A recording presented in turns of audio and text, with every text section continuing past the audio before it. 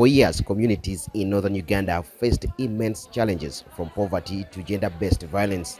Now, a delegation of 16 members from ACT Church of Sweden is in northern Uganda, visiting project sites where local partners are implementing initiatives aimed at improving the lives of refugees and the host communities.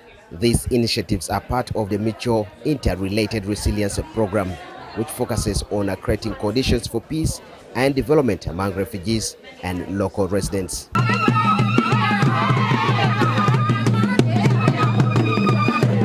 Led by the coordinator Mona Erickson, the team visited projects implemented by the Northern Uganda Women's Association for Human Rights.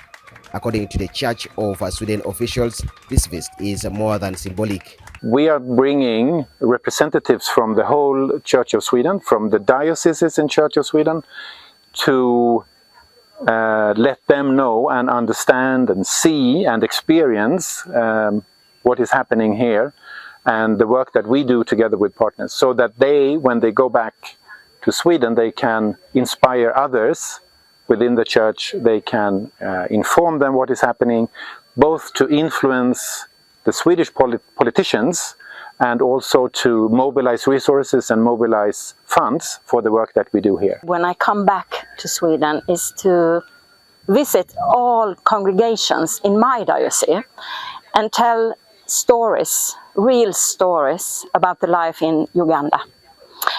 And I hope that my stories will awaken people to give more money, is to tell stories, true stories about what I've seen here in Uganda. Gulu is home to around 2,030 people, including 5,000 to 10,000 urban refugees, fully integrated into community life. Thanks to support for the ACT Church of Sweden, the community has become stronger, more inclusive and empowered, with improvements in community development, gender equality, peace building and overall well-being. And I know it's a lack of money always in this work, because the people we met said we don't have enough money to food.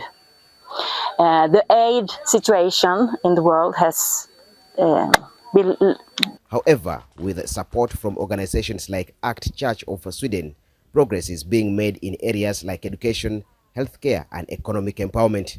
And for members like Reverend Frida Falls, the experience has been deeply moving. We've been seeing refugees camp and we've been seeing the work there, and especially seeing how working with communities and how working with women really helps the whole community to grow.